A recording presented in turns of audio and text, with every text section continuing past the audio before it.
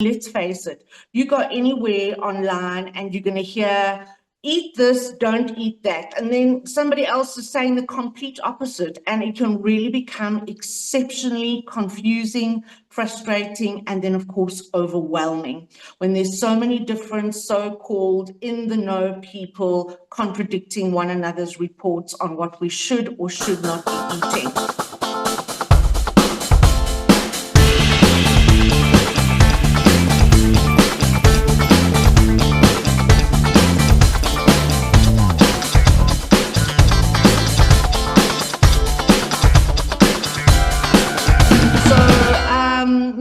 Welcome again, precious sister. Thank you so much for taking the time to speak into the lives of our audience and helping them to reconnect with their original design of God's plan for our lives, for our health. Please take it away. Yay, Michelle, thank you very much for having me back with your precious audience. And I just want to say I have a lot of sympathy for everyone interested in health that is trying to make a shift and trying to wrap their head around how it could be possible that vegetables can harm us.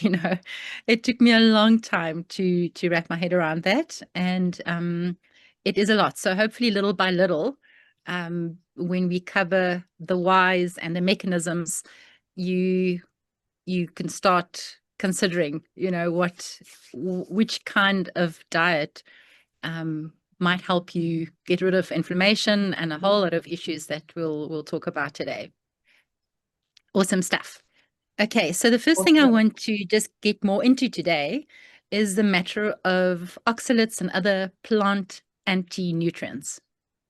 So remember, we started off our series looking at light and blue light, sunlight being good, blue light being bad on our eyes for our whole body, and also the weight impact of it, metabolism impact, metabolic. And then we looked at how the gut was designed and how with a high stomach acid and bile, really it shows us that we're designed to eat animal protein and fat. We don't have the right microbes in the right places to digest plant matter properly. And then we looked a bit more at the microbiome and how the gut works and a bit more specifics on eating. So an oxalate is one of the plant anti-nutrients that is part of a plant's defense mechanism to defend itself. So every living organism must have something to defend itself with, and where an animal can fight or run away, and obviously as humans have options to not get eaten. I'm just teasing. But a plant can only produce these anti-nutrients that is really toxins to prevent itself from getting eaten. Now, even animals consider this in the plants they would eat. And sometimes they would completely avoid plants because of it, and especially when a plant goes into seed. But also they have the right microbes to digest these properly in the right place. And their stomachs, their digestive tracts, obviously completely different. Now, I used a lot of Dr. Ken Berry's info again today. And at the end, I want to just run through like a couple of other fantastic podcast titles that I found just mentions some of the other excellent enlightened doctors, I would say, that talk about this stuff, and specifically as it relates to healing from certain disease. So oxalates can cause pain, inflammation all over, burning sensations, eye irritations, skin irritations. Very seriously, oxalic bound crystals or calcium oxalate stones, that's really the big reason for kidney stones. There's a link to autism, chronic disease, chronic fatigue, candida, asthma, fibroid disease, lots of joint pain issues as a result of these oxalic acid crystals getting stuck in places. Insomnia, fibromyalgia, chronic inflammation, burning in the bladder and vagina are all issues that Dr. Ken Berry mentions related to oxalates. Some of these examples of these really particularly toxic foods, I know it sounds like heresy, is beets, corn, baked potato with the skin, almonds, and the highest spinach with over 750 milligrams of oxalates per half a cup. Then I came across something very interesting, a video of his, that our audience can go and try for themselves. So what he did was he involved ChatGPT, which is not something I specifically prescribe to, but by preempting or prompting a correct scientific response. So he said, I'm going to ask a couple of questions. I'm not interested in a political agenda or popular opinion. Give me the information based on scientific research relating to anatomy, physiology, and biochemistry. And he actually got the right answers. So I invite everyone to go and try this. So there's a couple of things that he covered that I think will be very useful for us today, and that he verified in this way. I mean, he knows the stuff, but he could get to the right answers with research by prompting his questions and preempting it as he did. So, do you need plant fiber to poop? And the answer is no. What is actually fermenting or rotting in the colon? It is plant matter, because we can't digest it properly. Maybe a good place to mention is that often when someone goes on a more carnivore diet or more animal-based diet, they think, oh dear, I'm getting constipated. Firstly, there is a bit of a switch that needs to happen, but because we absorb animal protein in the 90% and fat almost 100%, there is very little feces actually being created. There's very little excretion left from a purely animal-based diet. So it is quite normal and healthy to completely have a reduced bowel movement and not go every day. And it doesn't mean there's anything wrong or that you're needing fiber. It's just your body is actually using what you're consuming. Can you get all your nutrients from plants?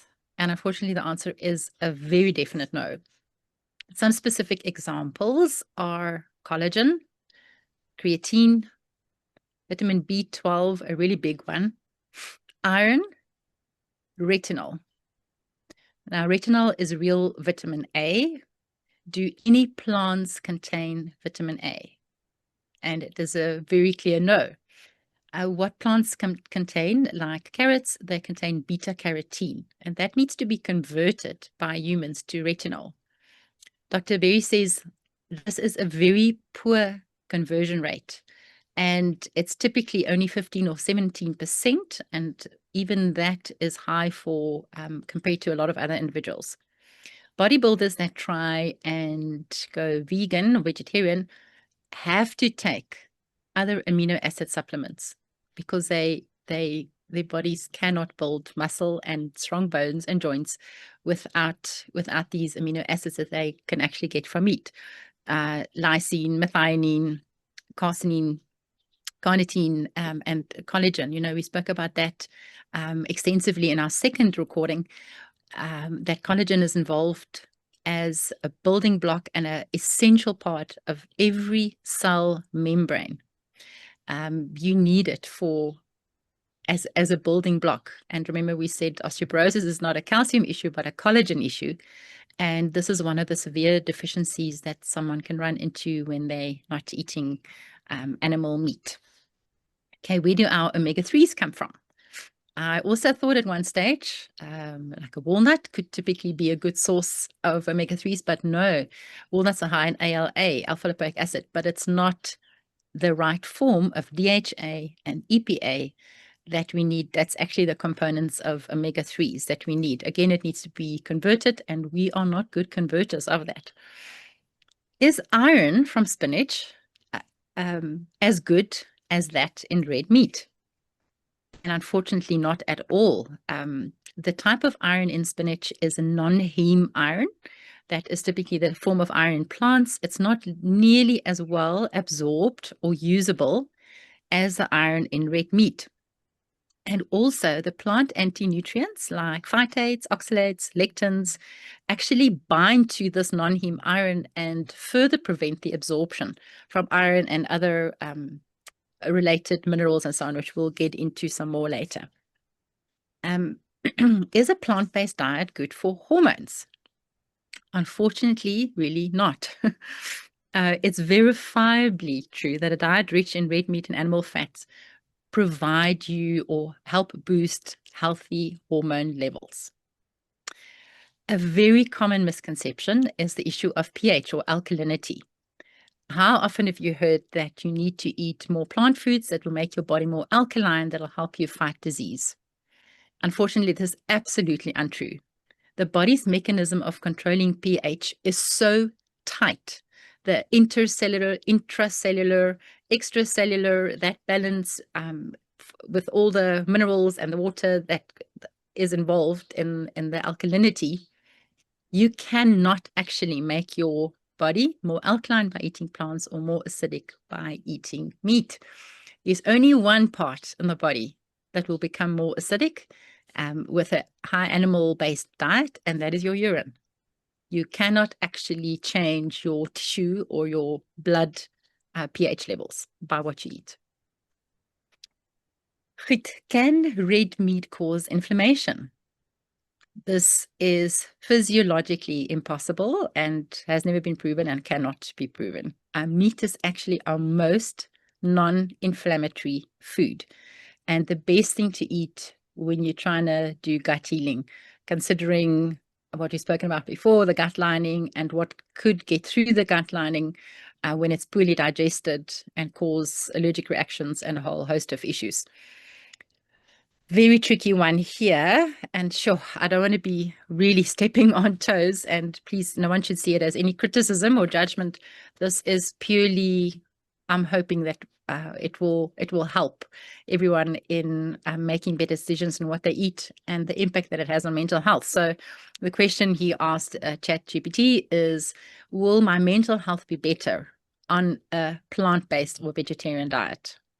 And unfortunately not. The vitamins, minerals, amino acids, and cholesterol that the brain needs is not present in plants or are poorly absorbed. Even collagen is related to or is necessary for the myelin sheath, the sheath around the nerve, the nervous system, and the neurotransmitters that's required. Collagen is also involved in that process.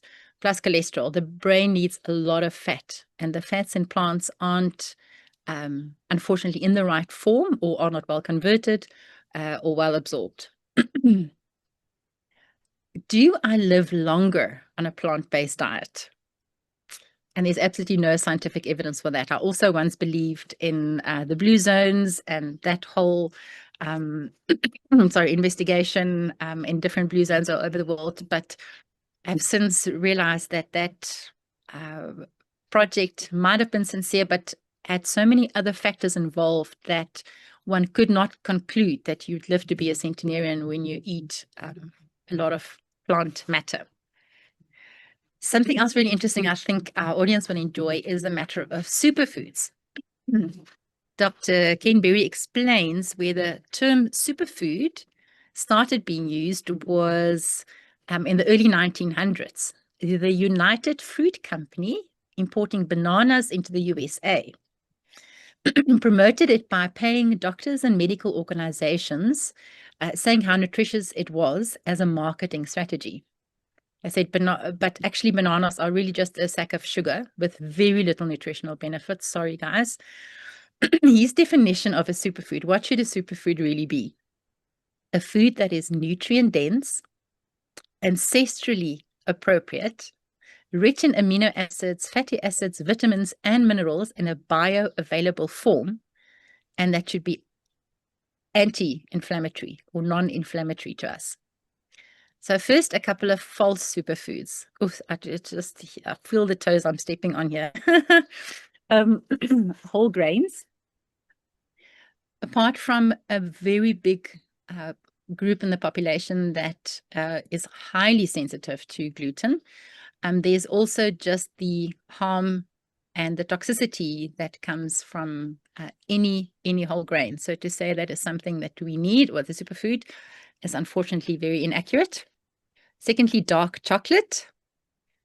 supposed to have magical phytonutrients and phenols and so on, but it's actually not proven to be good for our health at all. Plus, cocoa is high in oxalates that we started talking about just now. Kale, no, not kale either, not spinach either. And unfortunately, even honey, which is actually bee vomit. Wow. And even the Yes, very expensive Manuka honeys and so on comes down to chemically it's sugar and water, even the pure ones, which will spike blood sugar and insulin, and unfortunately doesn't really help us in any way. And then, of course, any fruit juice, including pomegranate juice, they would typically like to say, you know, this is a superfood and put a super price on it, but it doesn't mean that it is super for us at all. What are real superfoods that comply to Dr. Berry's definition? The number one preeminent superfood on the planet for us as humans is liver. It is the most nutrient-dense food that you can find. It is, its list of nutrients are also bioavailable and comes with a retinol that it needs to be absorbed. And that is the best thing, plus not the most expensive thing at all, that you can put in your body. Soon we'll get more into copper and other minerals, but that's also our best source of copper. You don't need a supplement. You just need to eat liver, and we can look at ways into making that more yummy. Secondly, eggs, especially ones that are from hens that get to roam free and that can eat bugs and insects alongside the grass and things that they eat. Ideally not on a GMO grain diet, but egg yolks specifically are highly, highly nutritious. And have you also heard that, you know, eat the egg white and not the egg yolk because it's cholesterol and so on? No, guys, go back to listen to last week on cholesterol.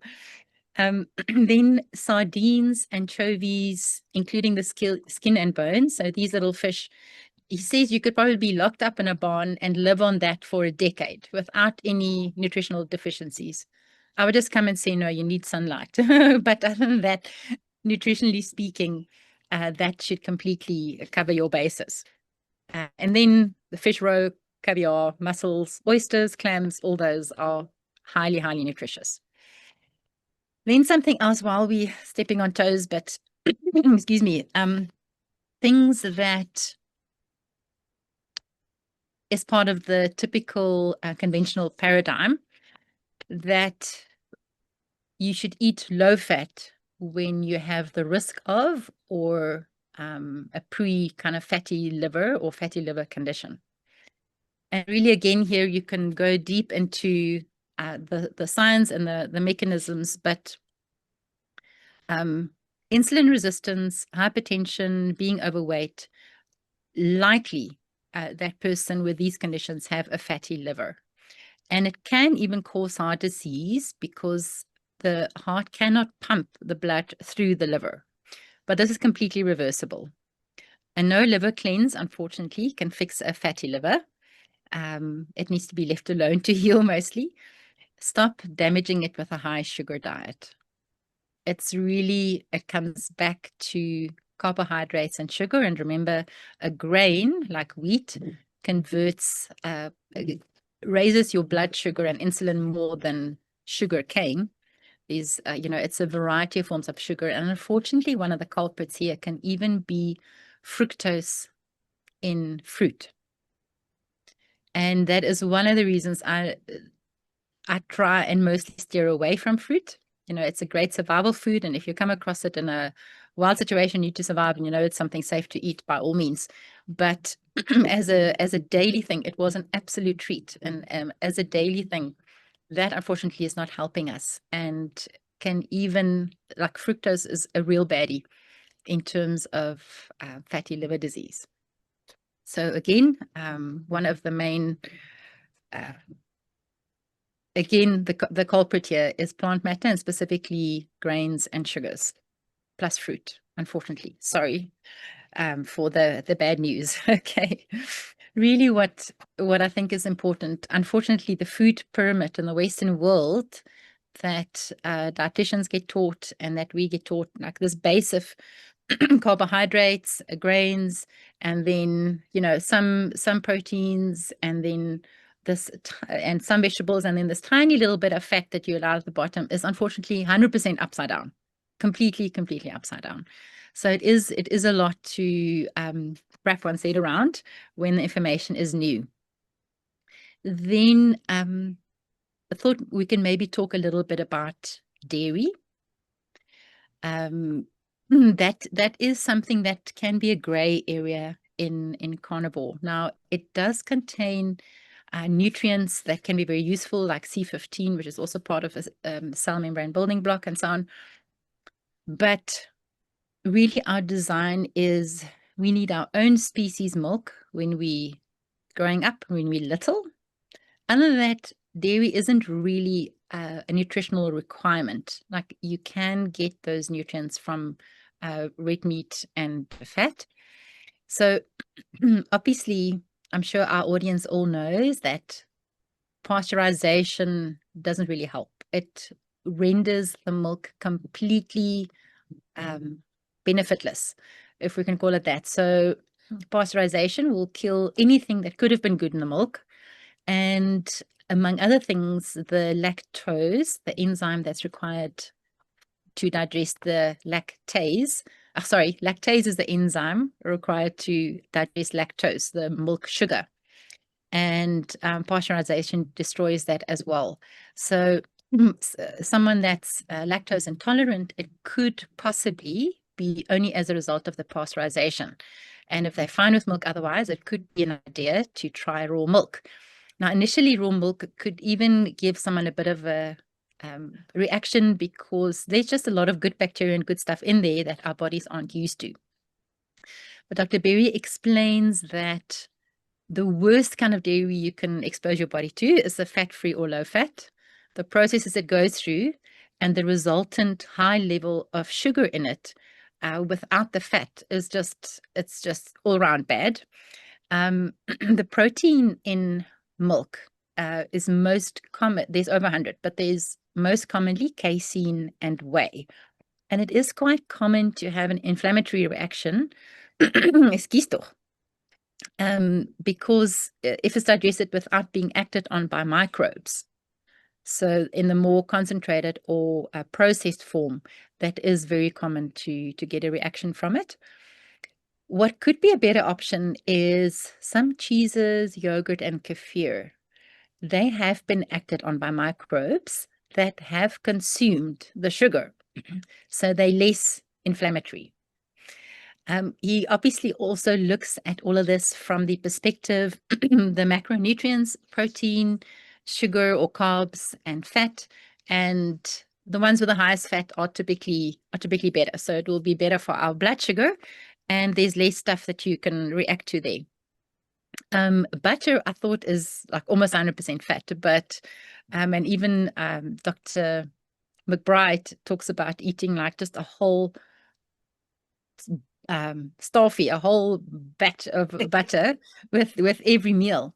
It is very rare that someone can react to it, but it still contains some protein, solids, and a little bit of sugar. It's between 70 and 80% fat typically. So it says the very best dairy is ghee or clarified butter. That is 99 to 100% milk fat and no sugar and no inflammatory protein. So I found that quite interesting. So we don't really need milk, but if you're going to have milk and you know your body doesn't react to it, try and find a raw milk that at least has some of the nutrition available, or you might find that a heavy cream, a little bit of heavy cream in your coffee or so on, could actually be useful on your journey, because milk is actually quite high in sugar still. So a cup of milk, sure, I'm under correction now. I didn't verify that now, but I think it's 19 grams of sugar. Whereas cream has 1 or 2 for the same quantity, but I'm under correction there. So on this carnivore journey, when we look at weight and insulin and all that, that is quite a big factor. Maybe I can quickly mention something on coffee that's slightly outside of the main trend we're talking about, but I'm sure everyone is well familiar with all the warnings against coffee, and that it can be dehydrating and demineralizing. So it can also have some mold, and anything stored in a silo is likely to have mold or aflatoxins or get sprayed with a whole lot of poisons and antibiotics. But anyway, my favorite is trying to use fresh organic beans and grind that for the best coffee that hasn't been oxidized and is less likely to be harmful. And then how I get around the demineralization and dehydration of coffee is by adding a little bit of electrolyte in it. So I do that in everything I drink. I add a little bit of electrolyte, and we'll talk about that some more. But it actually tastes better for me as well. It's slight saltiness, but we'll still refer to why you need electrolytes to not get dehydrated. For proper hydration, you need electrolytes and minerals, not just water. So by doing that, I get around that demineralization and dehydration aspect.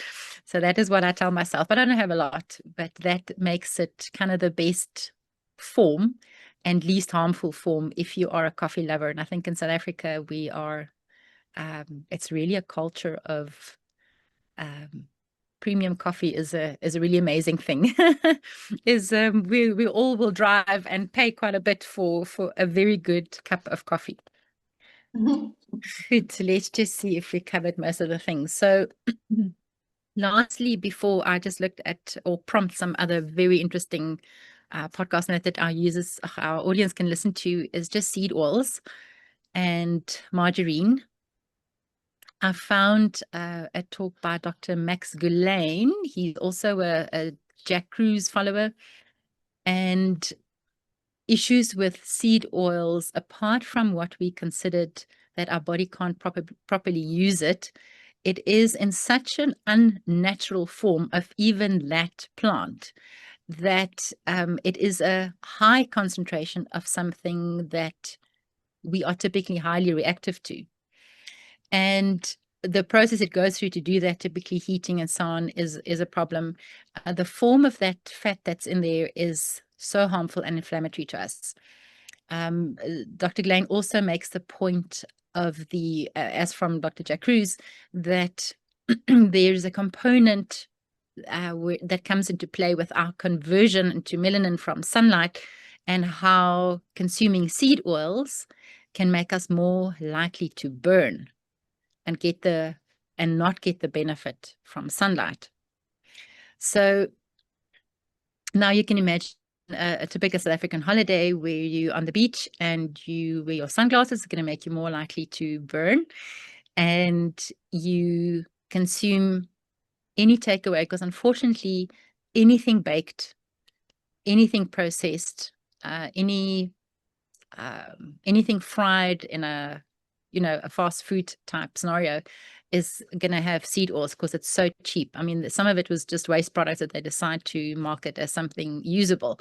200 years ago, they had no idea. There's absolutely no concept or no idea of what one might want to do with that. And so just saying the holiday scenario, now you're consuming seed oils that's making you more likely to burn and less likely to get any benefit from the sun. Plus you're wearing sunglasses and you're really going to burn. But so the seed oil is not just an inflammatory thing on a physiological level, but also comes into play with the messing up the mechanisms for the benefits we get from sunlight. So I thought that was quite an interesting angle as well. Goed. I hope that was useful. There's a couple of other it's called the Primal Podcast that Dr. Ken Berry has also talked on, and I just thought it is stuff I still want to listen to as well. But just to expand our audience concept of this is not a kind of a little fringe extreme group that, that's like carnivore. It's so extreme. It's so crazy. Where on earth do you come from? There are so many professionals that talk about this now with like real scientific, technical information that you don't need to know, But if you're the kind of person that really love knowing the ins and outs and the intricacies and the big whys, then I think you'll really enjoy it. And they here speak out against some of our common misconceptions that eating a diet high in saturated fat will cause heart disease. It's, you know, all of those things that comes from the upside down food pyramid and other companies making money from creating lifelong customers. Just a few examples here. On the Primal podcast, Dr. Jason Fung, I think, the fastest way to lose weight and calorie counting doesn't work. Dr. Kutnik, the longest high-fat study ever conducted is finally finalized with surprising results. Dr. Dale Bredesen, might be wrong there, preventing Alzheimer's and dementia by eating a high-fat diet, and I'm sure he'll mention in there not sugar and carbs. Dr. Nina Takeholz or something, eat cholesterol and saturated fats to fix your heart and inflammation. Dr. Thomas Siegfried, the worst food that feeds cancer cells and how to starve naturally. Have you ever heard an oncologist say, you know, how did we get here? What caused cancer? And that what you eat matters in your cancer treatment. No, I haven't heard of anyone that's heard that in a practice. Dr. Philip Ovadia, fix your heart disease and cholesterol naturally by eating butter. Dr. Yvonne Burkhardt, 20 everyday products linked to cancer and disease that's not conventional. So yeah, I just thought, wow, so many good guys are talking about that we've really been taught wrong, that fat makes us fat and sick, and a bit of sugar is fine, it's not really going to do anything, and it won't impact your inflammation or your chronic disease or your mental health, is unfortunately completely incorrect. So lots more to learn and explore on if that is interesting to the audience. Cool. Absolutely. You know, Marlies, I've just been making notes of things that have been popping up as you've been speaking. And to go back to what you were saying right at the beginning, with regards to the vegan diet and the inflammation, there's a lady on YouTube and Instagram. Go and look her up. She's called the Steak and Butter Girl. And she was 100% vegan. She suffered with cystic acne, and it just got worse and worse while she was on this vegan diet. And then she switched to carnivore. You must see the difference in this woman's face. I mean, there's not even scarring on her skin that you can see. She lost weight, and I mean, she's big on the carnivore diet. Steak and Butter Girl. Go and look her up. Then, okay. Do you know her? Have you seen her? I haven't seen her. Yeah, go and look her up. This Steak and Butter Girl. It's amazing. She's got an incredible testimony when it comes to the carnivore. I think she's been interviewed by Dr. Anthony Chaffee, and I think she collaborates with him on quite a few things now. And when I was getting the links to Dr. Anthony Chaffee's YouTube channel for the description in our video last time, what pops up? Dr. Chaffee interviewing Dr. Natasha Campbell McBride. And it's a recent one. It's like a 3.5 hour one. I didn't look at the timeline. I was just like, oh my word, and I've saved to watch later, to watch later. So I've got that to save to watch later. I was like, oh my word, if this is not confirmation and, synchronicity, then I don't know. The other one, also Dr. Sean Baker, I follow him on Instagram, and on yesterday, something came up on my feed where he was speaking about what he does, I think, on a daily basis in order to get good sleep. It was about getting good sleep.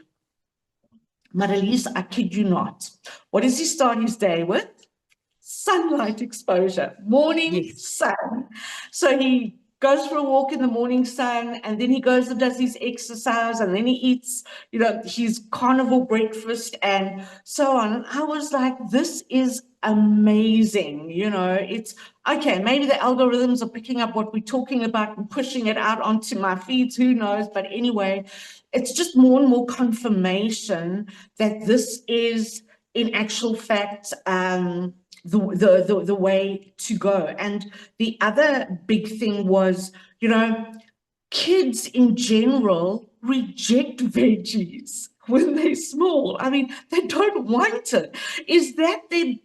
Are the kids actually right by saying, I don't want this, So I thought about this. I was like, sometimes the truth does flow out of the mouth of babes, and we need to pay attention instead of forcing them to eat stuff. I remember as a kid, I could not bear the taste of cooked carrots or peas. And we were not allowed to leave the dinner table until everything had been finished on our plate. So I used to swallow my peas whole and the carrots because I could not bear the taste. If I bit into a cooked carrot, it was an immediate gag reflex on my part. So I had to swallow. I swallowed it all whole. So wow. And it's like your body knew that that's not good for you. Exactly. And kids mostly know that. Exactly. So how have we been programmed from childhood to become parents where you force toxins down your children's throat because you as a parent think you are doing the right thing? I did exactly the same thing with my kids. And Maralise, when the second time I was diagnosed with cancer, when the melanoma had spread to my lymphs, and the thing that I was doing as part of my protocol, because I rejected chemotherapy and the interferon injections, I was doing beetroot juice, carrot juice, wheatgrass shots. I was juicing everything. I was going everything organic. It was hardly any meat, and I've always loved meat. So stay away from meat. It's going to make you acidic. Go everything dark green to get the pH. I mean, everything you were talking about. And in actual fact, I just became more and more inflamed. And I realized now that then, and I'm talking back 2015, I saw some photographs of myself. My face was very puffy. And I remember always feeling exceptionally puffy, and that was the inflammation of all the juicing and veggies and everything that I was doing, and I was like, I'm doing everything right. And my kids' lunches for school were made with, specific sections that they could eat and couldn't eat. So that was really amazing. And, when you think of Big Pharma, what their agenda is, and I've seen it, in so many different places. Their main goal is not for us to heal. They want to keep customers. So, I don't believe it's a conspiracy in terms of, it's a conspiracy theory. It's not really happening. It is a reality. It is happening. When you look at what we've discussed, what you've shared with us today, Maralise, in terms of the upside down pyramid, eating pyramid, seed oils, everything that you think you are doing right, which is in actual fact just poisoning your body more and more. So yes, I mean, superfoods was a big one. I used to buy everything labeled superfood: spirulina, hemp seeds, moringa, all these things, and then mix them up in a smoothie and drink my moringa powder and spirulina and hemp seeds. And, it was mixed with spinach juice, and, and you feel amazing because you're drinking this dark green sludge and it smells like you've just mowed the lawn, but you chug it down because it's good for you, kind of thing, Yes. So, yeah, and there was something else I was going to say. Oh, yes, another very influential man. I hope I've got the name right. Sean and my husband and I have watched him so many times. Peter Jordan, he's actually a psychiatrist. And Jordan Peterson. Jordan Peterson, that's it. Jordan, thank you. Jordan Peterson, his daughter suffered from a very, very bad autoimmune disease, and she was put on carnivore. It was the only thing that sorted her out, and he himself did it as well. So, you know, these are really super intelligent, highly educated people that are saying, this is what is working. They are seeing the benefits of these things. So again, this is not medical advice. We are not telling you to go against what your doctors told you to do. We are providing information for you to do your own research and investigation. Go and look at the channels and podcasts of these doctors, which I include in the description, and then make an informed decision, not a decision based on, you know, just hearsay. And then, yes, let us know how it's working for you. So yeah, there's my 10 cents worth, Marlies. Yeah, excellent. Thank you, Michelle. It helps so much to hear always from someone personally. I think something else that our audience can consider is search just testimonies from carnivore, or, you know, is there any link with this condition? What have carnivorians found with fibromyalgia or whatever? Just search for testimonies. Quite a lot of people put their information out there. So I think you can only find good stuff like that. Maybe if we have 1 minute, I can maybe just say in terms of what is better meat versus maybe slightly less better meat.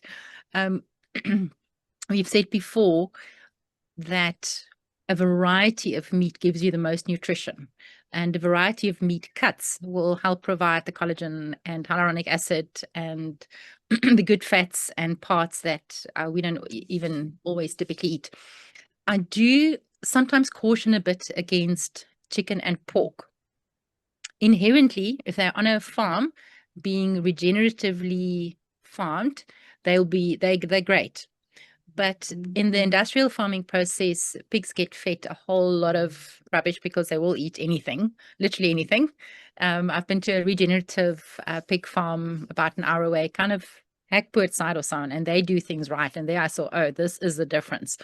Their meat is actually available at a place in Doniel, I think.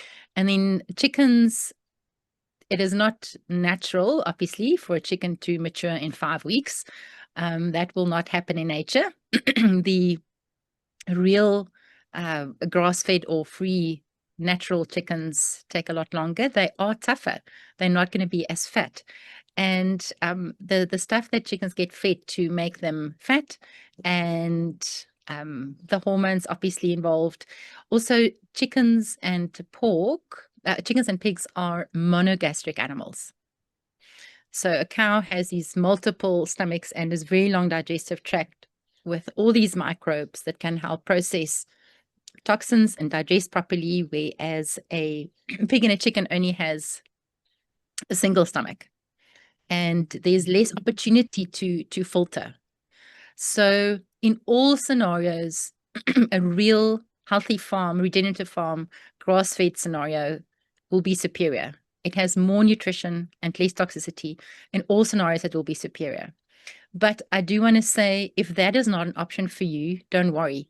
By eating red meat and not even the expensive cuts, you will do well. You will still do far better than eating a typical omnivore or plant-based diet, because at least the liver of that animal would have also processed some of the toxicity and not stored it. So there is that little bit of a protection mechanism. It would still be my recommendation to eat meat and not plants. Anyway, if you're looking at a glyphosate and a GMO point of view, plants are far worse with what it's sprayed with. If you can imagine the surface of a spinach leaf, like all the glyphosate that's on there, compared to what an animal will consume and then process. If you want to argue it from that point of view, still, I think it's far superior. Fantastic. Yes. Amen to that. Thank you so much, Marlies. So as we land this and wrap up, is there anything else that you want to leave our audience with to perhaps consider or investigate a little bit further? Sure, I think we provided some lekker options to look at. One quite fun and dramatic one, I would say, is Instagram Primal Bod. Don't know if you've come across what's her name? Candace. I cannot remember her surname now. So Primal Bod. She gets a little bit like almost like not crass or crude, but she really brings a point across in the most dramatic way. Anyway, you'll see. And she was even able to completely change her body shape by going carnivore over a few years. It was a real little pair that I can identify with bad cellulite, just storing fat in the lower parts, you know, bum and legs and all that. And she has some photos after she did the 75 hard challenge. That's where you do 75 days of training twice a day. I think it's 40 minutes twice a day. And her photos after that are like, oh dear. And she was like, oh dear. And then she started changing her diet and she completely shifted her body. So that's quite a nice one to look at. She brings her points across really well.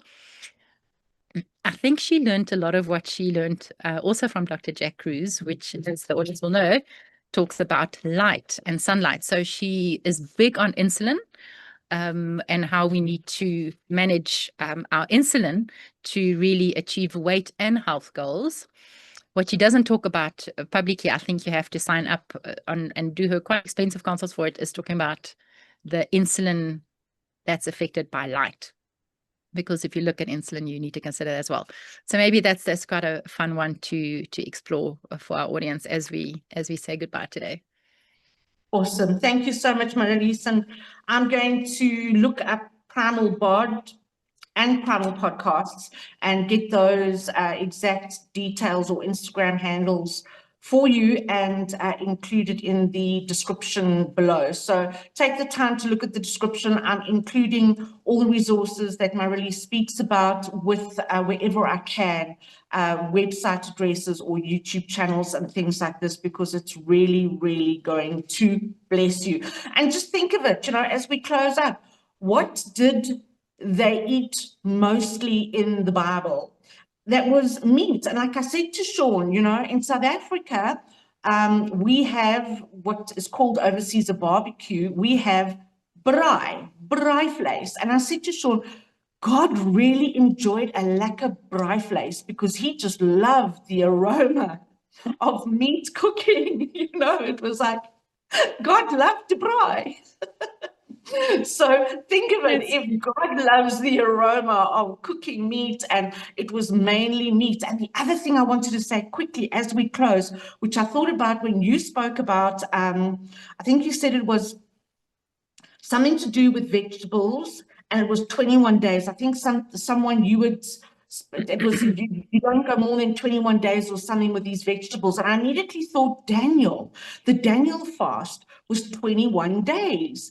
And he ate, it was mainly vegetables and water. And it was like, why didn't he eat the meat? And of course he wouldn't eat the meat, because the meat that they were eating in the king's palace was offered to their gods and idols. So it was contaminated. And that was what he was trying to prove. You know, they're not going to eat meat offered to idols. We'll eat fruit and vegetables, but it was only 21 days. So that was awesome. So there's proof. The proof is even in the Bible in terms of these things. And I mean, if we look at, you know, Cain and Abel, Cain brought fruit and veg and Abel brought flesh, you know. So yeah, just I'm making a little bit humorous. I don't, no disrespect to the word in any way whatsoever, but yeah. So use it, don't use it.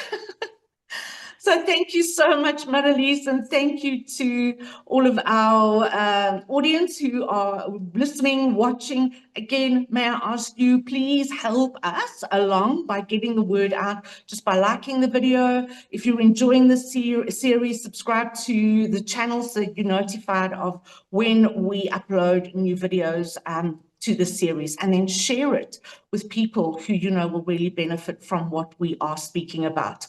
Marlies, thank you, my friend.